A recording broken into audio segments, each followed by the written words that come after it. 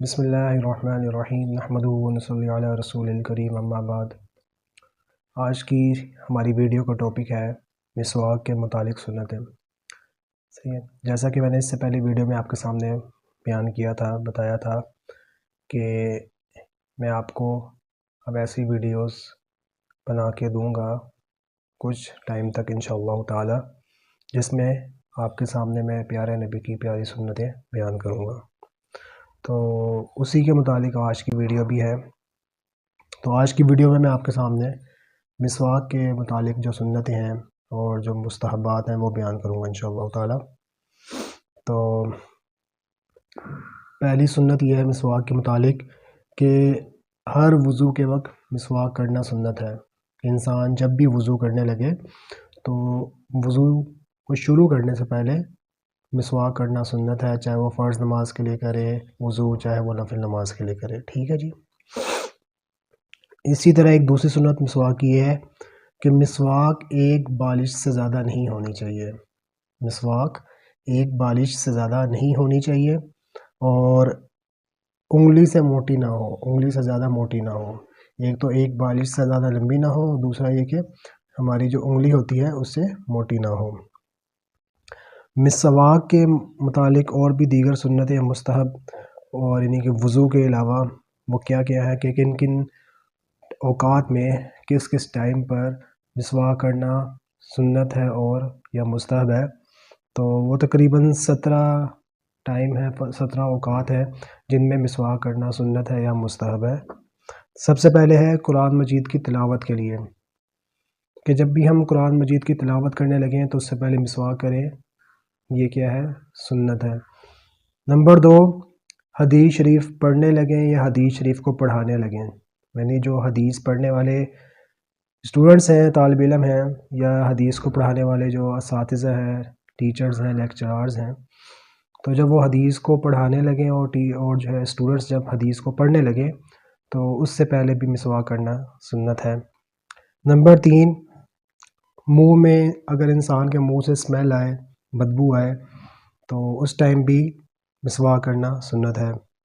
Number 4، علم دین پڑھنے یا پڑھانے سے پہلے، ٹھیک ہے، کہ کوئی ٹیچر ہے وہ علم دین پڑھانے لگے ہیں اور کوئی اسٹوڈنٹس ہیں وہ علم دین پڑھنے لگے ہیں تو اس سے پہلے مسواک کرنا سنت ہے۔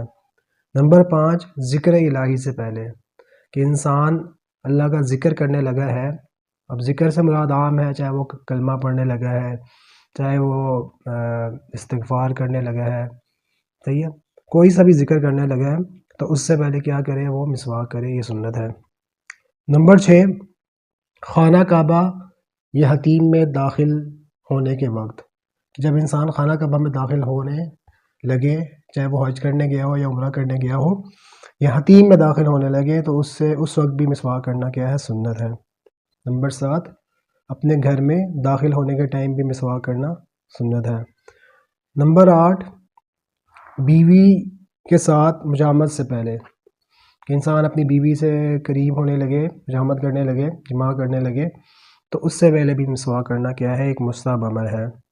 نمبر 9، کسی بھی مجلس خیر میں جانے سے پہلے، کوئی بھی نیک مجلس ہے، نیک مجلس لگی ہوئی ہے اور اس میں ہم جا رہے ہیں تو اس میں جانے سے پہلے مسواک کرنا کیا ہے، سنت ہے۔ نمبر 10، بھوک پیاس لگنے کے وقت، کہ انسان کو بہت زیادہ بھوک لگی ہے یا پیاس لگی ہے تو اس ٹائم کو انسان کو مسواک کرنی چاہیے۔ نمبر 11، نزاع کے ٹائم، کہ جب انسان کو سامنے موت کے آثار ظاہر ہو جائیں، کہ اس کو موت کے آثار سے کیا مراد ہے، کہ مثلا اس کو جب انسان پر موت کا ٹائم آتا ہے تو اس کو جو فرشتہ ہوتا ہے روح قبض کرنے والا، وہ اس کو نظر آتا ہے، ٹھیک ہے، اور حلق سے غرغرے کی آواز آنا شروع ہوتی ہے، سانس اکھڑنا شروع ہو جاتا ہے، تو یہ نزاع کے ٹائم یعنی موت کے آثار سے یہ مراد ہے کہ انسان اس ٹائم پہ کیا کرے، مسواک کرے، یہ بھی کیا ہے، ایک مستحب اور سنت عمل ہے۔ اور نمبر 12، سحر کے وقت، یعنی جب انسان تہجد کے ٹائم اٹھے تہجد پڑھنے کے لیے یا سحری کھانے کے لیے، جیسے رمضان کے روزے آ رہے ہیں انشاءاللہ، تو سحری کے ٹائم اٹھے تو اس ٹائم بھی مسواک کرنا کیا ہے، سنت ہے۔ نمبر 13، کھانا کھانے سے پہلے، کہ انسان کھانا کھانے لگے تو کھانا شروع کرنے سے پہلے مسواک کرے، یہ بھی سنت ہے۔ نمبر 14، سفر میں جانے سے پہلے، کہ انسان کہیں سفر میں جا رہے ہیں تو اس سفر کو شروع کرنے سے پہلے انسان مسواک کرے، یہ کیا ہے؟ سنت ہے۔ نمبر 15، سفر سے آ جانے کے بعد، کہ یہ سفر میں گیا پھر سفر سے واپس اپنے گھر آ گیا تو گھر آ کر بھی مسواک کرے، یہ سنت ہے۔ نمبر 16، سونے سے پہلے، کہ سونے سے پہلے جب یعنی لیٹنے لگے تو لیٹنے سے پہلے انسان پہلے مسواک کرے، یہ سنت ہے۔ اور نمبر 17، جب سو کر اٹھے تو سو کر اٹھنے کے بعد بھی مسواک کرے، کیا ہے؟ سنت ہے۔ تو یہ سارے آپ کے سامنے میں نے مختلف اوقات کی مسواک کی سنتیں اور مستحبات بیان کیے ہیں۔ تو اللہ تعالی ہم سب کو اس پر عمل کرنے کی توفیق عطا فرمائے، کیونکہ نبی اسلام کی ایک سنت پر عمل کرنا، نبی اسلام کی حدیث کے مطابق وہ اس کو 100 شہیدوں کا ثواب ملے گا جو نبی اسلام کی ایک سنت پر عمل کرے گا۔ کب؟